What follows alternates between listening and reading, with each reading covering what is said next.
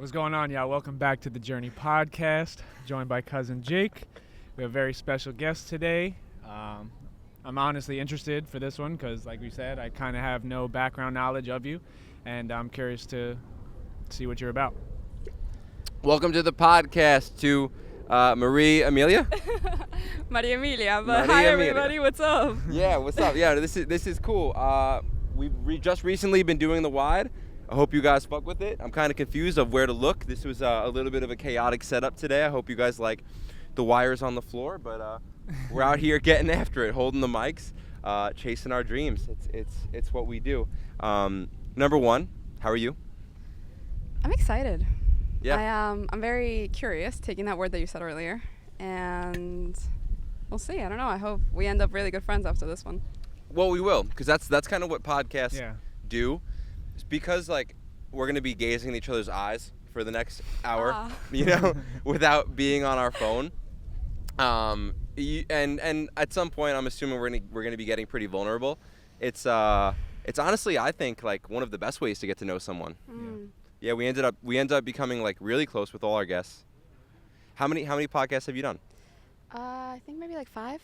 Yeah. Yeah. So this is number 6. Let's go. Cool. Yeah. Let's go. So I wanna give a little brief intro of who you are, to me at least.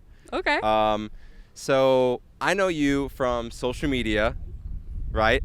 And I know that you are very spiritual. Mm-hmm. And I know that in the past 3 or 4 months, you absolutely blew up on TikTok. I have, yes. And you're crushing it. Thank you. And you're someone, like, I have so much female friends in my life that are on a similar, I'm just going to coin you in spirituality. They're on a very similar spiritual vibe to you.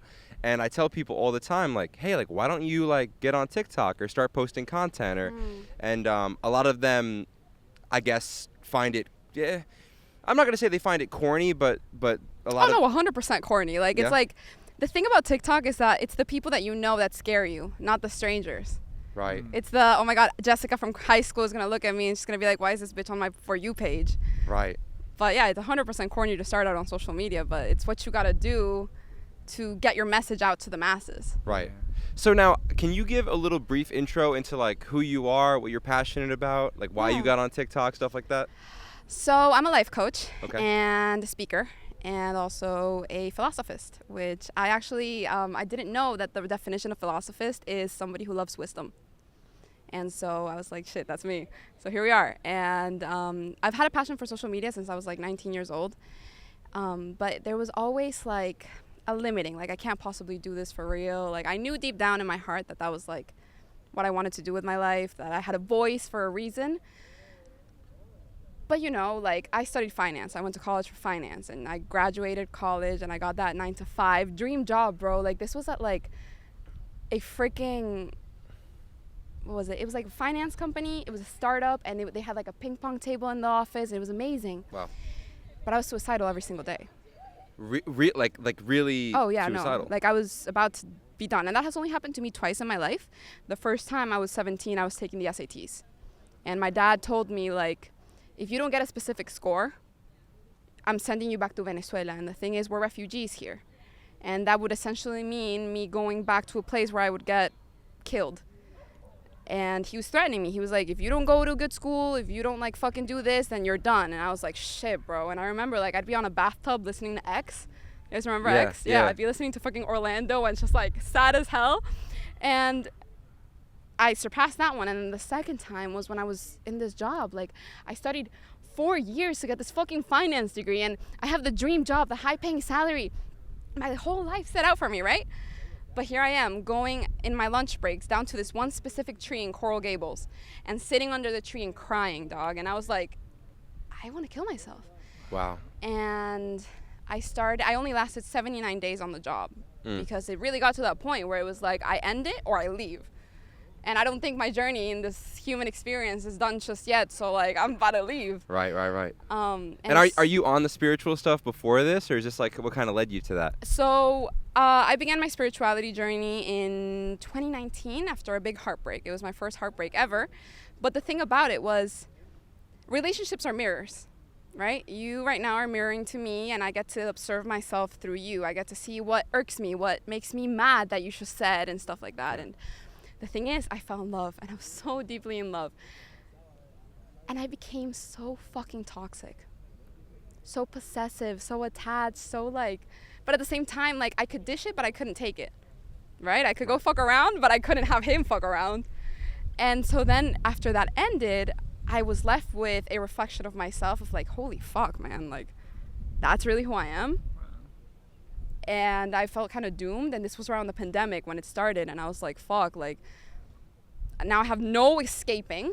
I actually fell into like a brief alcoholism. It wasn't like, actually in that period of time I was drinking every night, but it was an escape to my emotions. It was I can't tolerate the fact that I'm this person.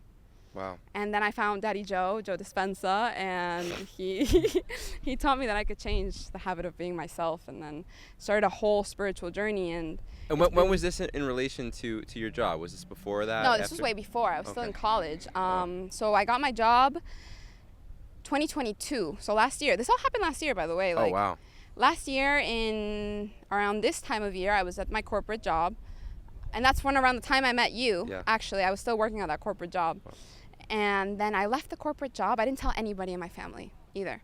Because I had been playing with the idea of leaving, but it's very heartbreaking when you go up to your parents and you're like, look, Mom, like, I'm really not doing okay, and I really want to leave this job. And they're like, you just haven't tried hard enough. You just got to stay there for a little bit longer, bro. It hasn't even been a year. And I'm like, Mom, but I'm dying. Yeah.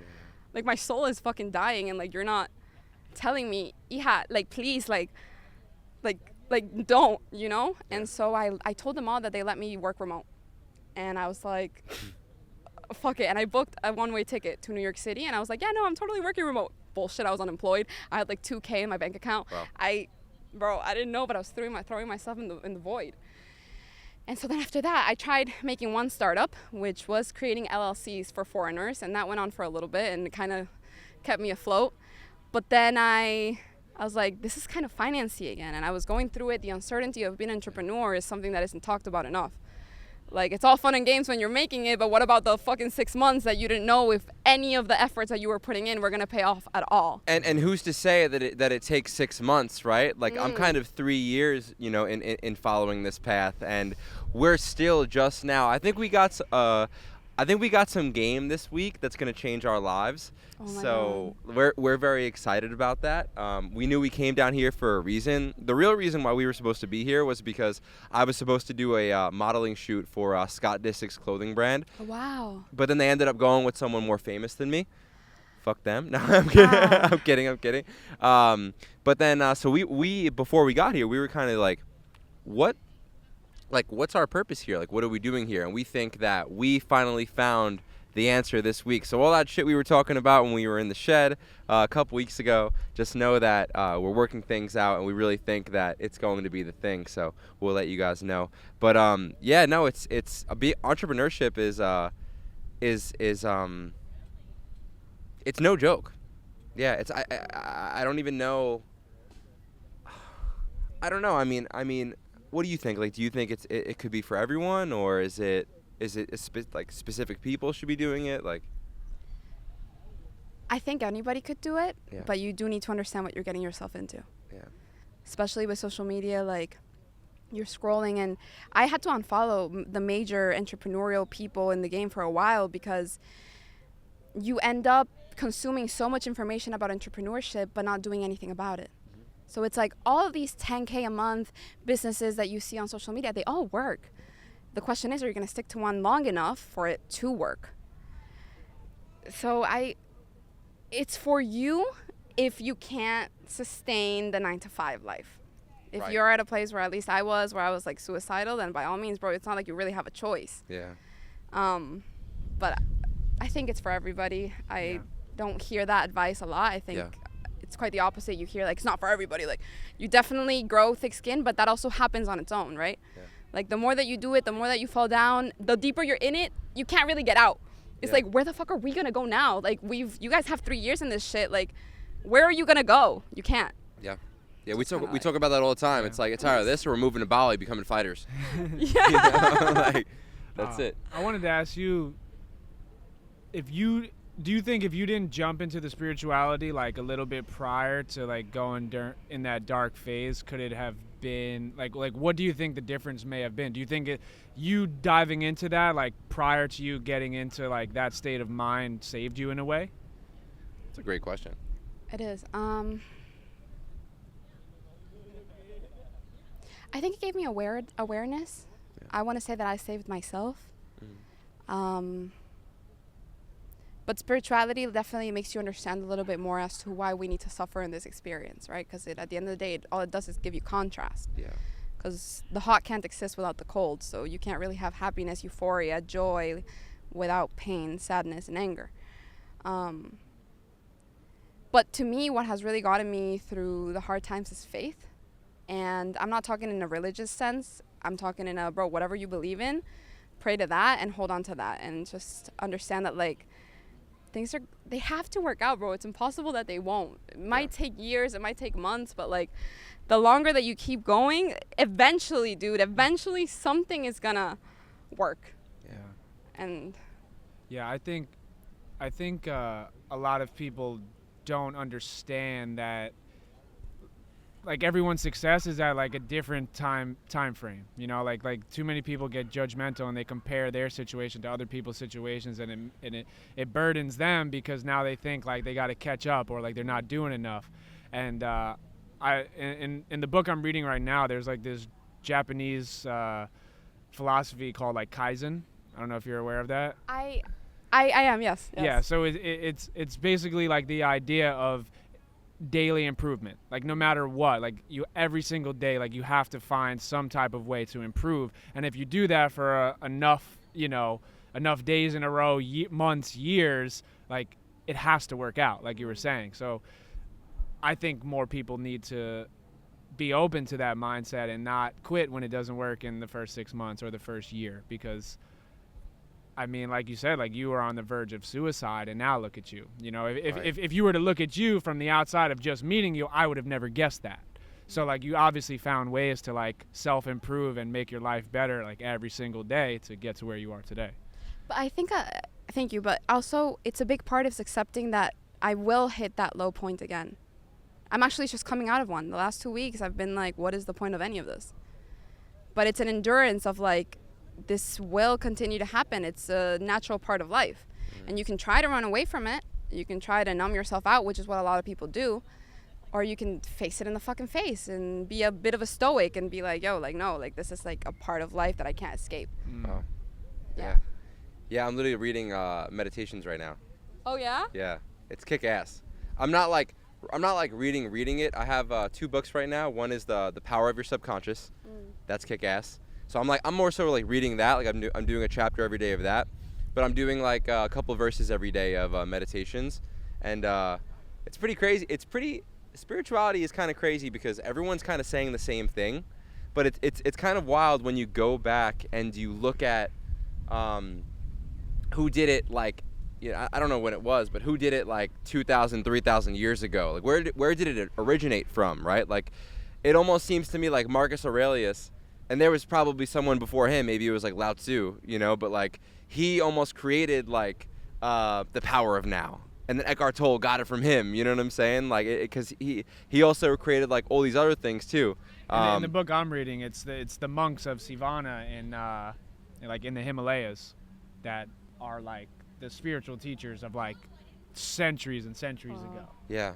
And they like live up in the mountains, and it's like you can't even find them. Like you like literally have to just go up there and like get lucky. Yeah. And they just walk around with like cloaks on, but like they've fully been like enlightened.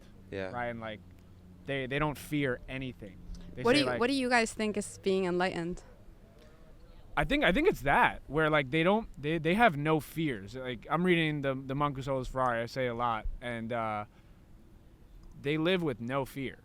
So like nothing scares them because of their mind, because like they've controlled their mind. They've already went inward to reap the benefits of like controlling what's inside to do the best of your abilities on the outside, and they don't fear anything. So like they'll go into anything with an open mind, and I think once you can do that, because the only thing that holds us back in life is fear from anything.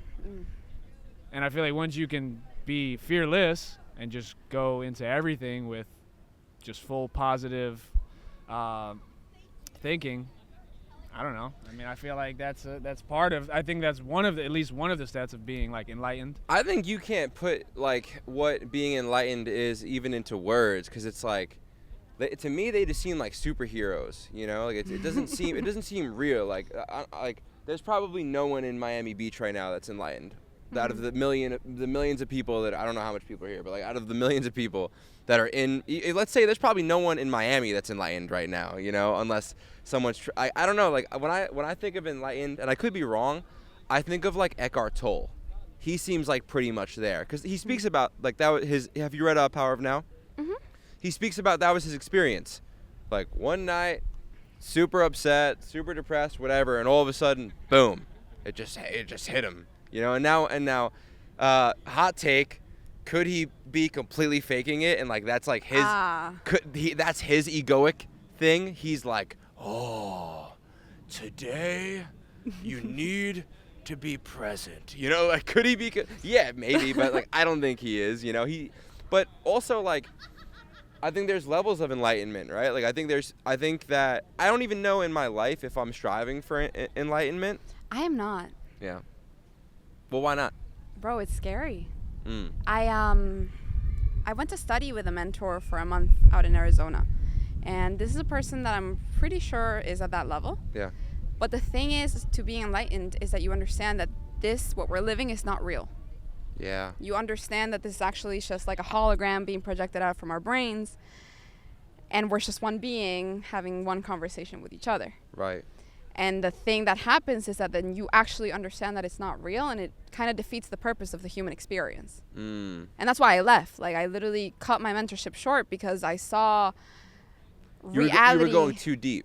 It was way too deep down the rabbit hole, Yeah. and you don't need that deep to have a pleasant human experience. Yeah. It's way too deep, bro. This shit goes so deep. So what do you mean it's not real?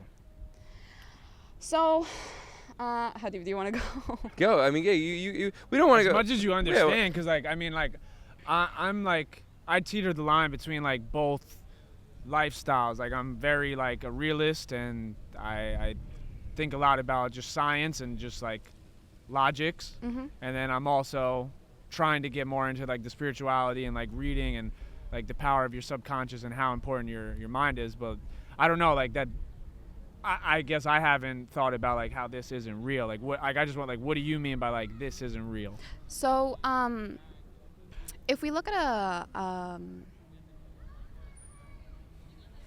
today my English is like out the window. I keep thinking in Spanish and not being able It's to okay. say it in Yeah, English, you're a beast. Like I feel that my biggest insecurity is that I only speak English. So the fact that you even know the language is cool.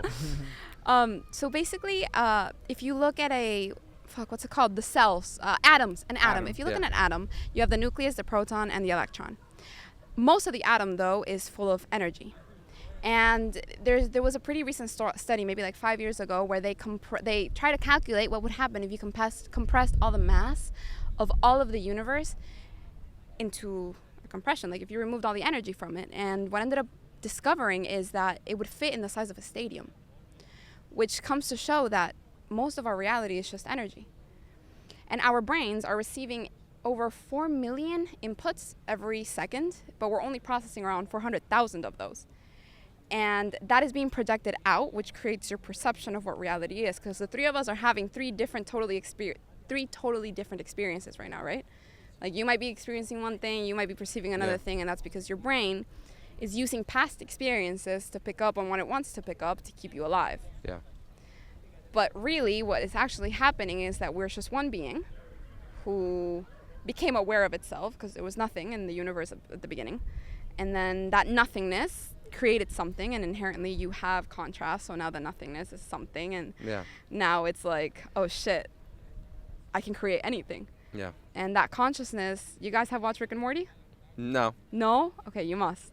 Mm-hmm. It is the most amazing example of what is actually going on. So consciousness was like, yo, let me fuck around. Let me like create tall, short, black, Hispanic, American, aliens, all these different universes. And it's just a game where we're here, one being experiencing itself. Mm. But when I say it's not real, I mean like that's where reincarnation comes in. That's when all these spiritual things come in. Why do crystals work? Crystals work because you say they do. Yeah. Because your brain, you grab this fucking crystal and now you think you're love, but it's not because of the crystal. No. It's because you think you're love. And it's because you think it works, therefore it does. Yeah. So that's what I mean by it's not really real. I would say this, man, like, if you really want to like go deep and like try to figure out what the entire meaning of this entire thing is, and because like I could see how someone could listen to what you just said and completely write it off, because it can't be like it's so hard to understand. It's like even God, right? Like I say this shit all the time. Like if I want you to understand water, if I tell you the word water, does it get you wet? No, it's like you have to experience it. So I think like that's kind of what enlightened people, or like what kind of scared you, is like you kind of started to experience maybe like the existentialism of just how I don't want to say not how important the human existence is, but you kind of saw that power of it. The power, but how like a lot of these enlightened people can like lose their sense of self. And maybe you were afraid to lose, like, your sense of self? Dude, yeah. I went into a deep rabbit hole of, like, what if nothing makes me happy ever? Yeah, yeah. Because if nothing is real, then how is anything ever going to fulfill me? Yeah. It's a dark place to be, bro. Yeah. I saw that, like, firsthand. I lived in the Virgin Islands in St. Thomas, and there's obviously a lot of Rastafarians there. And all they do is they smoke weed, and then they dive deep, deep, deep into their religion and, like, their existence and stuff like that. And there was a time that my coach was taking me around the island, and there was a guy like sitting on the curb, and he looked homeless, and he said, "That's the richest man on the island. He has the most money on the island." And I was like, "Yeah, right." And he said he lost his mind because he was trying to dig so deep he made himself go insane. He said that guy has the largest bank account in the Virgin Islands. Holy and he was shit. homeless. And I guess that's kind of what like Jake was getting at, and what you were saying, like if you go that deep, sometimes you can almost it's too much maybe for us to even like try to process, especially if you come up not that way, right? Because like nobody like as a kid is like really being taught this stuff. So then when you finally like are woke to that, it could blow your mind. Are you religious? I'm not religious in the sense of like I don't go to church and stuff like that, but I do believe in God. I do believe in a higher power. I was always not against it, but I was always like, I lost my mom when I was a kid, so I was always like, How why? old were you? I was 12. Oh wow. So I was always like, why? You know, like why? Like if there's a God, like why would that even be a thing? How'd you deal with that? Shit. It was tough, you know, like it was something that just made me grow up super young, and it made me just accept it, but it makes you really understand like how short life is, and how important your loved ones are, and then how much bullshit there is that we complain about that isn't that serious, and like we take too much time and effort to like complain and make our lives worse when it doesn't matter. So I just live by like the thought process of, if it's not gonna bother me like in 30 minutes or an hour or next week or tomorrow, like don't take time stressing it, because like shit could be a lot worse. So that's kind of what I took from it, to take a positive. But yeah, so it made me question God. But as I got older now, like I definitely believe there is a God and power of the universe and stuff like that. Because I feel like if you live a life without any type of belief that there is a higher power, like you kind of It's lonely. Yeah. And it's scary, I guess, so too. Scary. Yeah. I want to circle this shit back to you, because I feel like you have so much game and wisdom, you know? Like I'm a spiritual guy. I'm not going to fucking lie.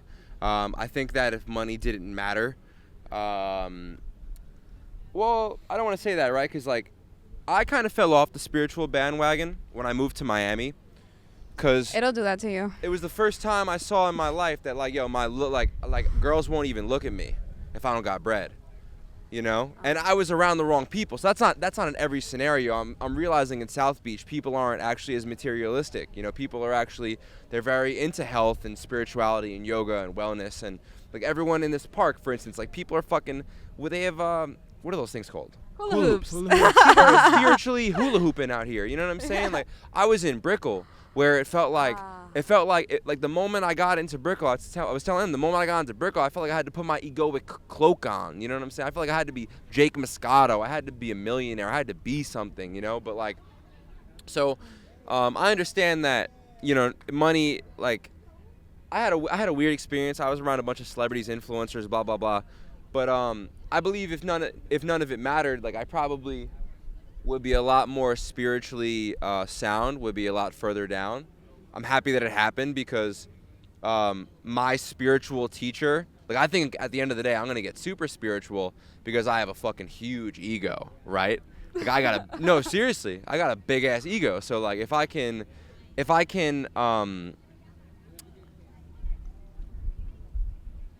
lessen that, someone with less of an ego than me can definitely lessen that, you know? So I want to circle this thing to you because I know that, like, I've just seen you've gone super viral for, like, just the spiritual stuff. We've gone viral for, like, kind of touching the spiritual stuff, but you've kind of dove deep. Didn't you have, like, some, like, school or something like that? The school? Yeah, the school of being human. Yeah, the school. And yeah, like, so I want to bring it around to you. Before we even get there, though, I was very intrigued earlier in the episode about your parents. Was it just your father that was hard on you, or was it your mom as well? No, my mom as well.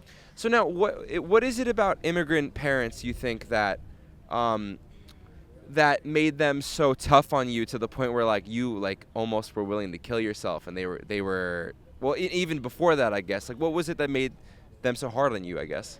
So we'll start with my dad. He grew up dirt poor, and I'm talking, like, in his house, the floor was the ground, and one of the walls of La Choza, of the little hut that they lived in, was a wall of a hospital. And he began working when he was maybe, like, 6 years old. Right. And never stopped. He was working at a bank when he was 16, my dad ended up becoming a millionaire and becoming one of the most influential men in Venezuela.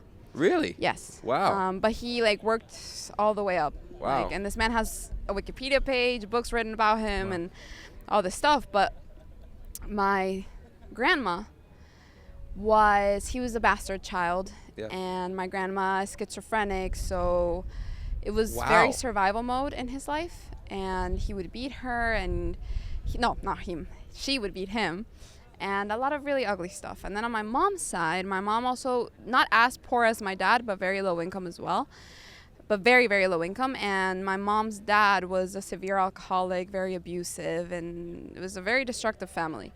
So both my parents came from, like, what I would call big T trauma.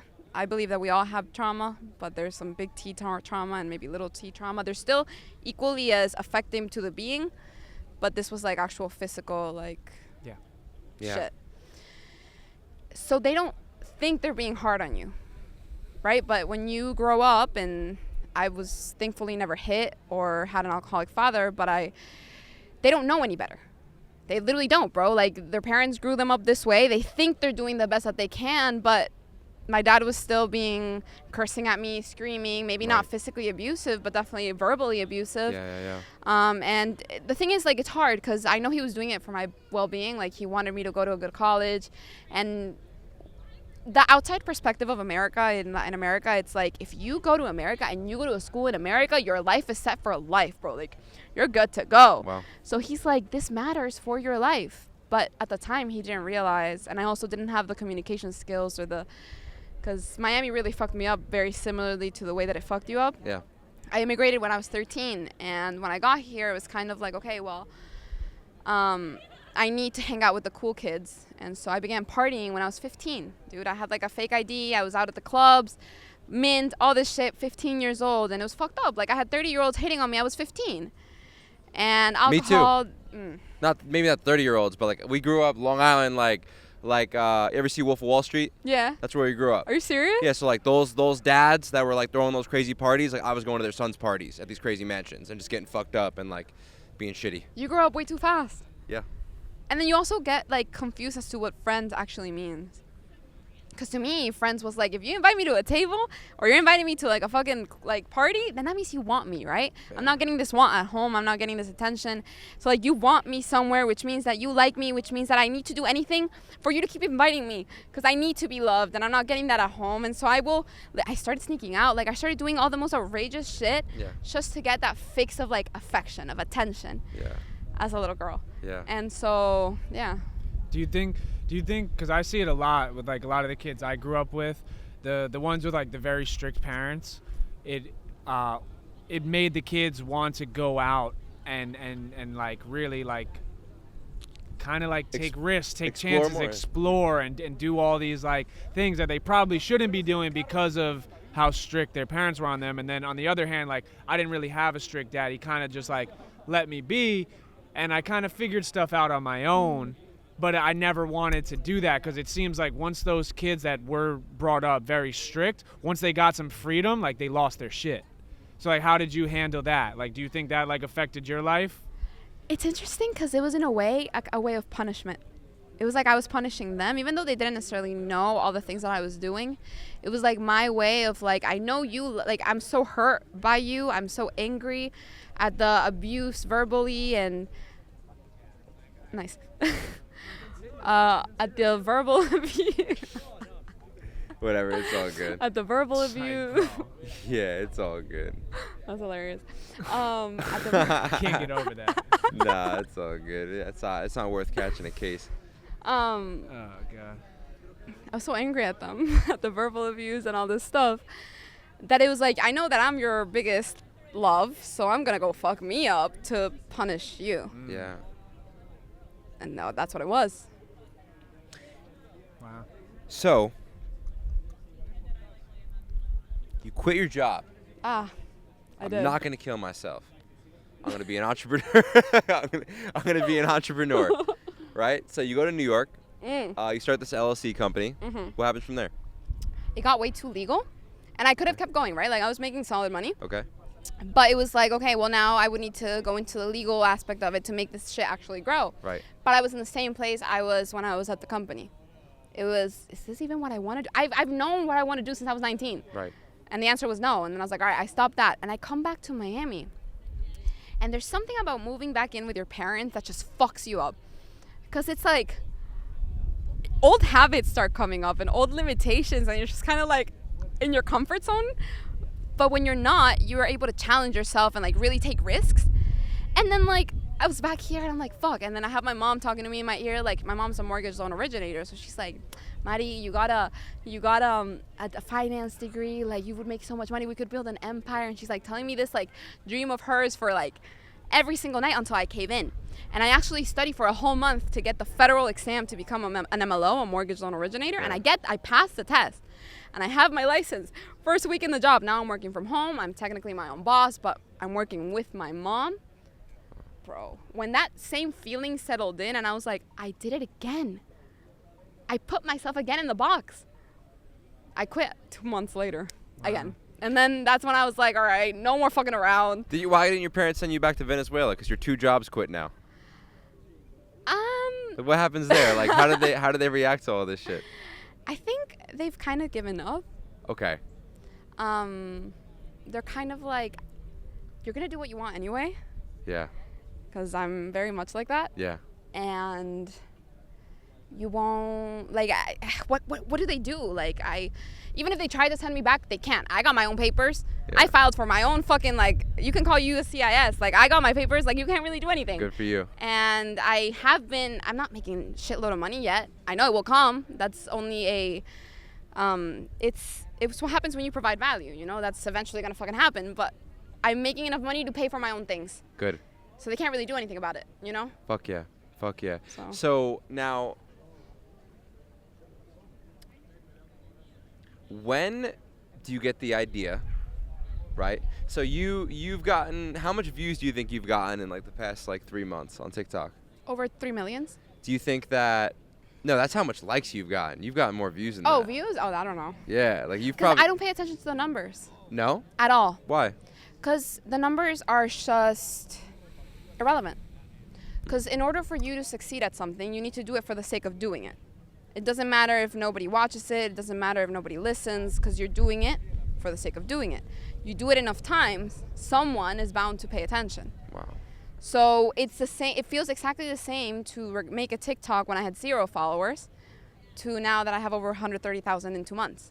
It's the same thing, because it's not about the followers. It's about the sake of making the TikTok, the sake of practicing my skills, my communication, my speech. Wow.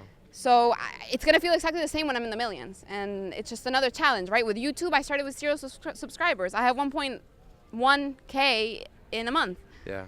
But nothing changes because you're doing it for the sake of doing it. You guys are doing this for the sake of doing it. Right. So it doesn't matter how many people are watching your podcast, because you're doing it because you enjoy this and it makes your heart soar. Right. But you don't get like, because we kind of, what I think fucks up the purpose and the passion behind it. Like, I was talking to my friend the other day, because he was talking to me about how he wanted to start a podcast and like kind of do what we're doing. But he's like, yeah, like I'm not gonna do it until like I'm rich, then I'll start the podcast. And I was like, why? Excuses. Well, he was like, I don't want to be like you guys, because like we had to essentially starve. And I think that because we were starving, because we didn't have money before, we did it backwards. Majority of people that have podcasts, they're already rich. They already have big followings, right? So the podcast really is never their main priority. The journey. It's never the journey, and hence why it's called the fucking journey. Well, yeah. So, but I'm just making the argument for that, because the podcast was our main thing. You obviously know social media when you first start, it doesn't make any money, which is very hard. Yeah. So I think that because we were starving, it kind of misconstrued the reason why we were doing it, and we did start looking at the numbers, because we knew, okay, if we get X amount of views and X amount, and we get these people on and this and that, then we can ask for sponsorships. Then we won't be starving anymore. I see. Yeah, so it's messed us up a little bit. We're working on that now. That was kind of a lesson that we learned this week. So it's very intriguing. Like you never felt at any point, like, were you ever happy with like how people were perceiving everything? Yeah, it's like weird, because it's like, and I know you guys have this feeling, it's like a knowing without knowing. Yeah. It's like knowing that like you have something to offer, and knowing that like you're going to accomplish something. You have no idea what it might be, right, or where life is going to take you, but you know. So when it happens, it's like you're super happy, but it's like I knew all along, and then tomorrow I'm just going to keep doing what I'm doing. Right. Yeah. No, that is the feeling. Right? Yeah. It's like I just knew this shit was going to happen. It's just good. It's just good because like I was saying before the podcast, like posting content, it's made me and it's probably because I wasn't on the spiritual shit for a while, that I leaned away from getting my validation from myself, and I started getting it from other people. And I think that was a very natural thing, just because, like, we say it a lot of times. Like, sometimes we're about to post a clip, and we're like, yo, this shit's heat. This shit's heat. And then we post it, and then it gets, like, bad engagement. And then we're like, yo, post it again. That shit's heat. Interesting. And then it gets bad engagement again. We're like, yeah, that shit was whack. Changes our entire opinion of it, you know? No, that shit was still heat. I know. Because people are following you guys for you. Yeah. Nothing else. And if it resonates with you, then... And the thing is, like, there's no difference between one person giving you your time and watching it and 100,000. That's just 100,000 ones. But it all goes down to the one. There's one human being actually watched your video from the start to the beginning. That's so meaningful. Yeah. Yeah, I think a lot of people forget about that. And I said it before, I want to say it to you, where like if you change one person's life, you're not just changing like that one person's life, because like everyone has a network.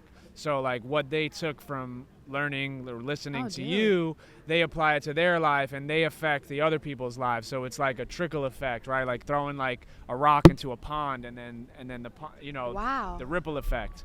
I never thought about that. Yeah, so that was like a pretty cool concept, because like even sometimes like we'll have a video, say, with one comment, right? But it's someone saying like, yo, I needed to hear this. And the video could have, 900 views, which for us is like super low. But like that one person, like we made an impact on their life, and now they're going to hopefully be a better person in their life and affect other people's lives. So I think too many people get caught up in the fact that like they need 1 million likes, 1 million views, 1 million followers to like have an impact. And it's like, hey, like if you can impact one person's life, if you can save one person's life, like you did your job. And they did that in like this show that I used to really love called Last Chance U. It's a football show, college football. And they say a lot of the coaches, they would try so hard because a lot of these kids that are like bouncing back to community college, they like come from fucked up situations and they have fucked up lives and they're not doing that great. That's why they're there. They're talented in the sport, but everything else, their personal life, their school, they're not good at. And the coaches get like heartbroken because they want every kid to win. They want every kid to be successful. And like it's a sad reality, but they would tell them, like new coaches, like, hey, like if you can change one kid's life, like you did your job, you're not going to be able to save them all. Yeah. And I guess like a lot of people, they have to be, you can't help someone or save someone until like they're willing to be saved or be helped. And that's a problem with the internet a lot, where like a lot of these people, like they say they have these problems, they say they want to change, but like once you give people advice or the knowledge to change, like they don't do anything with it. Yeah. And because they're comfortable. Yeah. And it's scary to like not be comfortable, and change means inherently that you're not going to be comfortable. Yeah, I saw your post the other day. You were speaking about how if something is like, you were speaking about, what was it, like a makeup or something like that? A makeup remover, yeah. Yeah. Go into that for me. Yeah, so I had this makeup remover that every time I would use it, it would hurt my eyes, and I would literally have like swollen eyes afterwards.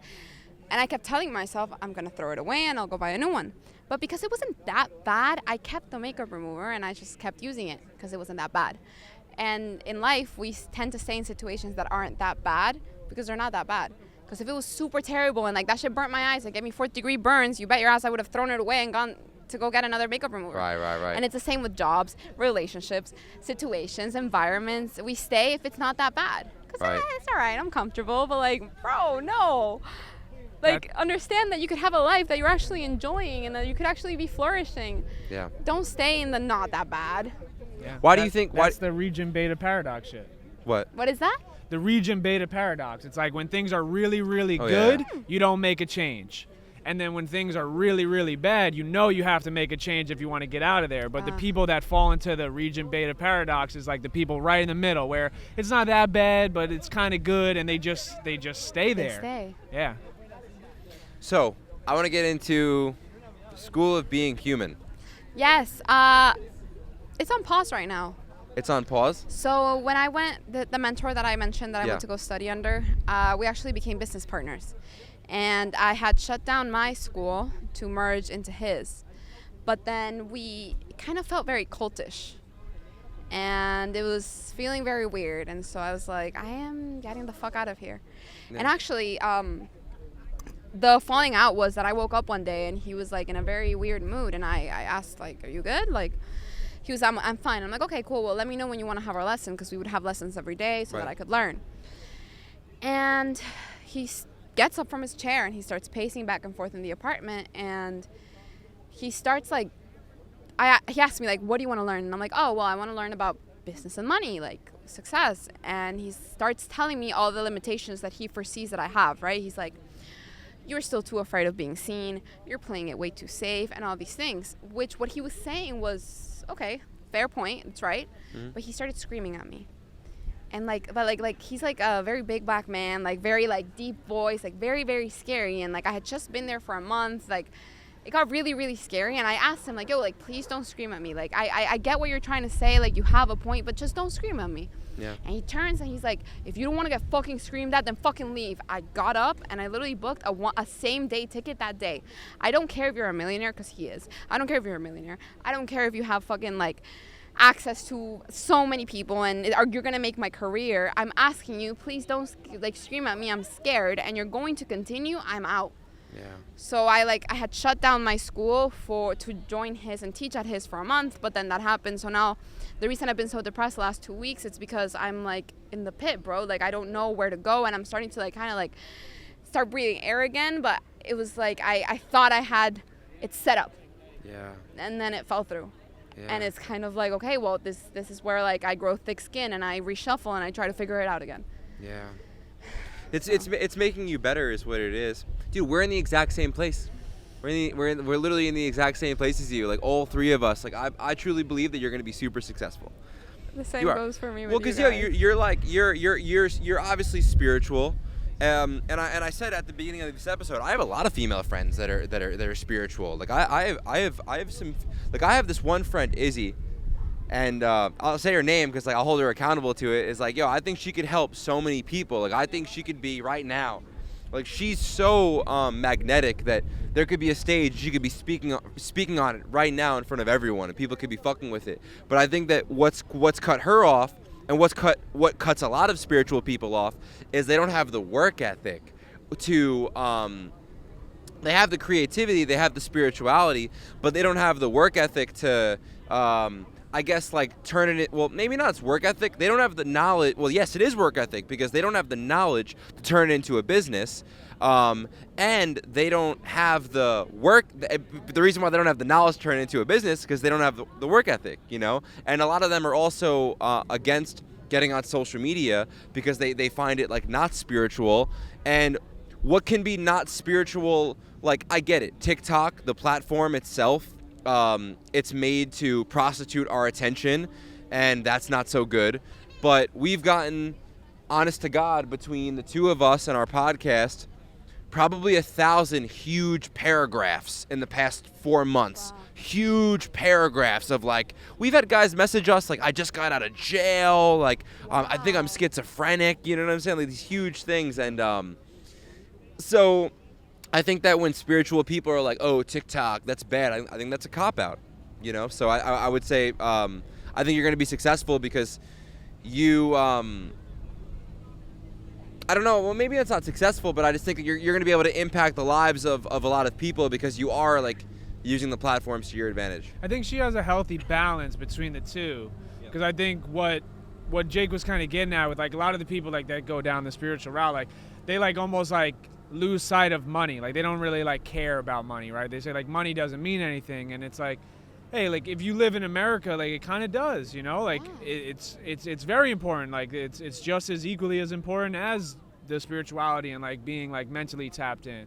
But like you seem to have like a pretty healthy balance between the two, like understanding like, hey, I'm this way because I know it's good for me and I know I can help people, but it's also like, hey, like I need to make money because I feel like the more money you have, the more power you have and more impact you can have with more money. It's just like, it's just what it comes down to. Like money itself, like the physical copy of the dollar is not the thing that we want, right? Like the comma in the bank account, but it's like the freedom and the impact and power that you can provide when you have more money. Like you could set up foundations, right? Like you could really take this school to the next level. You could scale it. Like, you could scale it. You can make it big. You can make it super big. But that's just scary. What is? It's just scary, you know, like having to put yourself out there. And I also understand that it's a process and it takes time, and it's what we're talking about. Like it's inevitable not to, but that doesn't mean it's not scary. You know? What do you think about? Because bro, I was scared to reach out to you about having a podcast with you guys. Really? Yeah, I saw your story and I was like, I was gonna meet up with you guys anyway, but I was like, okay, I know, like Mariemilia, like do it. Yeah. And then I sat there and I was going to send you guys so many justifications as to why I should be in your podcast. I was like, I have 130,000 followers, whatever. No, bro, it's just me. Yeah. And it's about getting past that imposter syndrome and catching yourself of being like, no, bro, like, trust. Yeah. And if it's for you, it'll happen. If it's not, then it's not. And look how perfect it was, everything. Yeah. So. Yeah, I wanted to ask you about, like, living in the unknown. Because you talked about that earlier, like when you moved back. You were in this place of comfort and you were comfortable. Like, what is your thoughts on living in the unknown? Because me and him have spoke about it numerous times, and I think it's a problem that a lot of people face, where they don't want to go anywhere near the unknown. They want what's predictable, what's safe. So, because obviously you're living on the other side of that. You are living in the unknown. So, like, how do you view it? It's scary as shit. But what keeps me grounded is the fact that you can't plan a miracle. You cannot plan a miracle. So if you want your life to be miraculous, if you want to actually have a life that surprises you and you're in awe of, then you have to be in the unknown, because if you're planning everything, then it's not a fucking miracle. It's a fucking bar. That's a fucking bar. Yeah. Wow. No, I agree. And that's, it's weird though how God places like my desire for living a miraculous, like, fucking magnificent existence is so strong versus like the guy that's like okay with the cubicle, okay with the average lifestyle. Why do you think my desire is stronger than other people's? Or your desire is stronger than other people's? I don't know. Yeah. I have so many theories on this because I like question myself sometimes. I'm like, why do I like sharing my life, bro? Like, my life could be so much easier if I didn't like put myself out there and I just stay put. But I don't know how some people can do it. I have a lot of theories. One of them is like the NPC theory, that there are NPCs in the world. Really? That's a real theory? People think they're Yeah. So what is like I have like non-playable character? Yeah. Like what? Like how? What are they? They're not human? No, okay, this goes back to the theory that we're living in a hologram. So if you are consciousness having a human experience and everything that you see is a projection of reality, okay. then there has to be, it's just like in a video game, pillars to, what's it called? It's so tough that you're Venezuelan. I'm not Venezuelan, but it's like I see it like it's tough. Thanks. They facilitate your experiences, right? Like right now, we're seemingly in a park with a bunch of people, but like, how do we know that anybody else is real here than us? I think about that shit sometimes, cause like our life is like kind of crazy. You know, like our life is like kind of scaling up and up, and like I think about that. Like I know for sure. Like I know that anything I want, I have enough evidence. Like I'm gonna get it. I've been doing it. I'm like a master of the law of attraction. Like anything I've ever like truly wanted, it just comes to me. You know, it's very weird, and even like, I mean, yeah, of course, there's been times in life where I really, really wanted something like a relationship, but God had to step in, you know? And then now I'm like, oh, thank you, God. Like, I understand. But anything like I really feel like I was destined for, I got. So there's a lot of things with our podcast that I just know are going to happen. You know, I just know they're going to happen. And I'm this spiritual guy, so I'm this like consciousness, I'm this awareness. Regular people aren't aware that they even have an awareness. They're so identified with their thoughts. So not only am I watching myself, I'm watching the events unfold in front of me. I'm watching myself experience the events that are unfolding in front of me, which is just fucking insane. Yeah. But like I'm just very well aware of the fact that like we are going to achieve the things that we want. So it's weird. It's weird how we lose sight of it, and it's weird how we do go through those periods. You just said like you just went through a shitty period. We just went through a shitty period. I feel tremendously optimistic right now. Yeah. I feel on top of the world right now. I feel like I don't know. I feel like if I were to do a 40-yard dash, I'd run like a fucking 4.2 right now. Well, you don't know what that is, but I don't know about that. Yeah, no, probably. But I'm just saying, I just feel like I could fucking walk on water right now, you know? So it's weird like how moods shift up and down in life. Question for you: why do you fuck with Joe Dispenza so much? I don't. I thought you said Papa Joe. Well, yeah. I Daddy mean, Joe. he started my journey, and I think he does that for a lot of people. I think I actually owe I owe the fact that people resonate with my message so much because I'm very realistic with it. A lot of spiritual. Oh shit! That guy should say shit. Damn. Damn, that was on our camera. He's good. Yeah, he's fine. He good. Yeah, he's good. That was on the camera. That's funny. Yeah, no, dude, sometimes in life, you gotta You fall. get knocked down. You gotta laugh. You gotta get back up. And you just get up, man. Metaphors all around us. Right. You were talking about how you're realistic in your. Yeah. So my type of spirituality is very like, okay, yeah, all this woo-woo shit, yeah, whatever you want. But like, how do you turn it into making your human experience one that you actually want? Because this goes back to what you were saying about all the spiritual gurus, right? Like they'll tell you, just go and say 3 affirmations in the mirror and you'll be a millionaire. That's fucking cap. Yeah. And I had to spend 3 years doing that. I did the fucking meditations at night, like everything. I've tried everything, and it just comes down to understanding that it really is just you. So like, what was the original question? Because I totally forgot. He asked you why you mess with Joe Oh, Dispenza. Dr. G. Dr. D. I mean, I think he's great into understanding the science and making you understand what's actually happening. Mm. He's definitely going to go down as one of the greats of spirituality, because he's like linking it to science, and that's really big. But there's much more than what he says. Yeah. Okay, so when you went super viral on TikTok, what were you speaking about? The human experience. It was my virality was very constant. It happened in like a matter of like 2 months. Yeah. But what really I think resonated was when I started making the videos of the School of Being Human, because I have a gift for communication and an ability to explain very concepts in very easy terms. So I began explaining what reality actually is, what has taken me 5 years to understand, in like a fucking 1 minute clip. Wow. And then people were like, no fucking way, bro, it all just clicked. That's crazy. And I was like, yeah, it's that easy. That's it. Right. Because they overcomplicated when really it's just, bro, it's all you. Yeah. If I say that this can of Truly is going to make me the luckiest girl in the world, then guess what's going to happen? It's going to make me the luckiest girl in the world. But it's not about words, though. It has to do with feelings. Because people have a tendency to separate themselves with their emotions, right? Like, I'm not good if I'm feeling anger. I'm not good if I'm feeling sadness. That's why people seclude themselves when they're depressed, right? They don't want other people to see them when they're in that state. But what you're failing to recognize is that is you. You saying that, like, that is not good enough, is you saying that you are not good enough, because it's an integral part of you. Yeah. So instead of trying to, and this is where I personally disagree with mainstream spirituality, of like creating separations of words like the higher self or even the ego, what you were mentioning earlier. Yeah. That separation just keeps you in separation when really it's all you. Really? So you believe that like do you believe that you are your thoughts? Well, I created them. I created them as a part of the game. Because if you're an unlimited being and you can have anything and just go like that and it appears, because time doesn't exist and time is also your creation. Right. It was the funnest thing for you to create a game of limitation.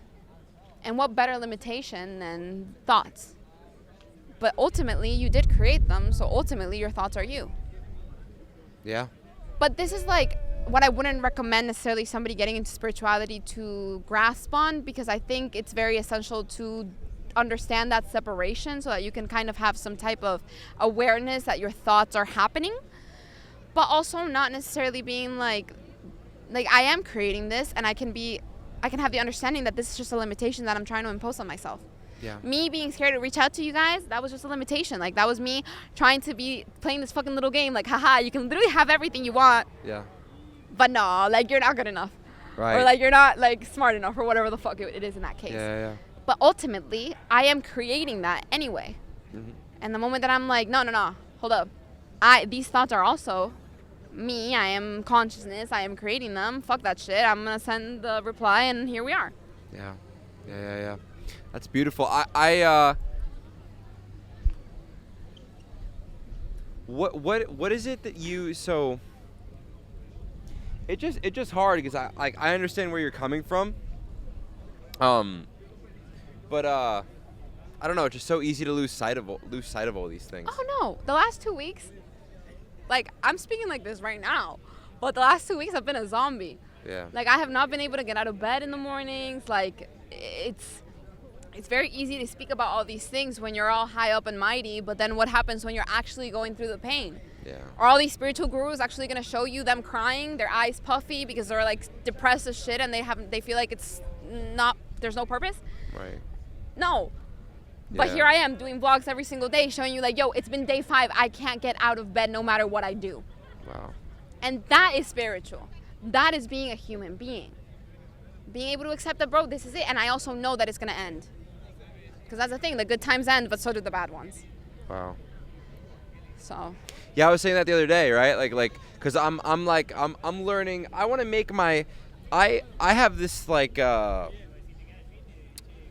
I have this belief that, well, I was gonna say that spirituality is really hard, but I guess once you start to get it, it's not that hard. Cause like spirituality to me at the end of the day is like, I know you just said like you do believe that you are your thoughts because you created them. and I see where you were going with that, because I'm learning that like you do create your thoughts by your conscious mind, letting thoughts get into your subconscious mind. So I understand what you're saying by like you are your thoughts, but spirituality to me was actually more so realizing that you're not your thoughts, you're not your body, you're just like this divine piece of God that's like sitting above everything else. And once you kind of realize that you're not your thoughts, and you can listen, like you can sit in a meditation and you can be aware of all the thoughts that are going on, you can like kind of realize like just how, I guess, crazy you are. So once you realize how crazy your thoughts are, and then you reject your thoughts, the only thing logically to do is be in the present moment. So I think that's spirituality. Really, is like spirituality is actually living in the present moment, and then every once in a while, if you want to have fun with your mind and visualize something and manifest something, have at it. But spirituality really is more so, to me, just understanding that at the end of the day,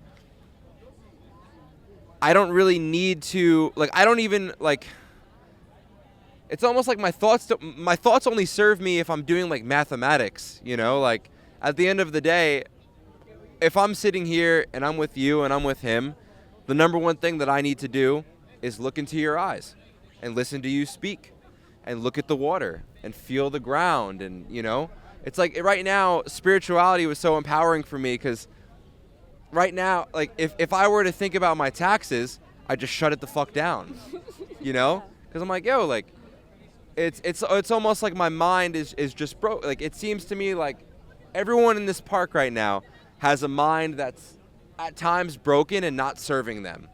And that was like the most beautiful thing about spirituality for me, was like, okay, like wait a second here. Like I don't have to be a slave to my mind. I can kind of control how I feel and how I think. And that's been a big help to me. I don't know why I went into that. But I guess now, like we're coming up on an hour, 4 minutes. I want to ask. Already? Yeah. Holy fuck, okay. The one that we've been doing? What? Yeah. Yeah. Yeah, so what we've been doing now to like end every episode with our guests is just asking them like what is your purpose? Like why are you here? Like why are you on Earth? Like who do you want to be remembered as?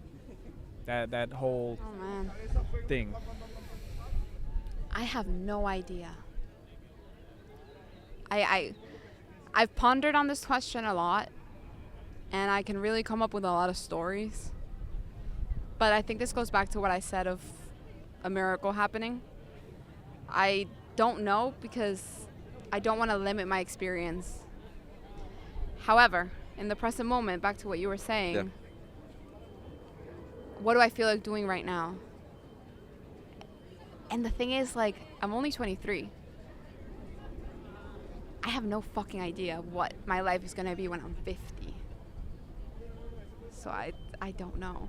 Wow. But Yeah, I will it's good, be though. doing what I'm doing. No, I think that's good though.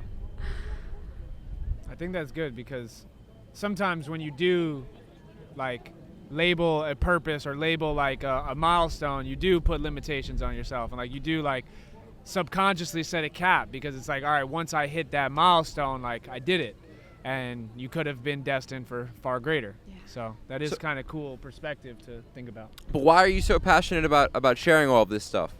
I also don't know. I love speaking, that's for sure. I think one of the gifts I've been giving was the gift of communication. And this has been happening since I was like a little girl. About what I was going to speak about, I have no idea. I just kind of do. Yeah. And I think that's why it hits me so hard, and why I spent the last 2 weeks depressed, because I wish I knew.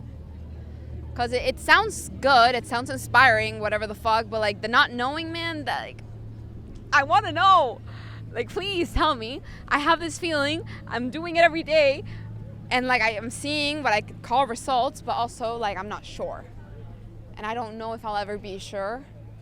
Because, to me, life only makes sense when you look at it backwards. So, I don't know. Yeah. I love that. That's amazing. Is there anything else you'd want to speak about before the podcast is done? Just thank you guys. This is really cool. Yeah. Thank you for coming on. It's really awesome what you guys are doing and all the people that you're all impacting. Shout out to you. Appreciate Shout it. out the Journey Podcast followers. Appreciate you guys so much. Give our girl a follow. We'll shoot all of her stuff in the bio. And we'll see you guys back in New York. Much love.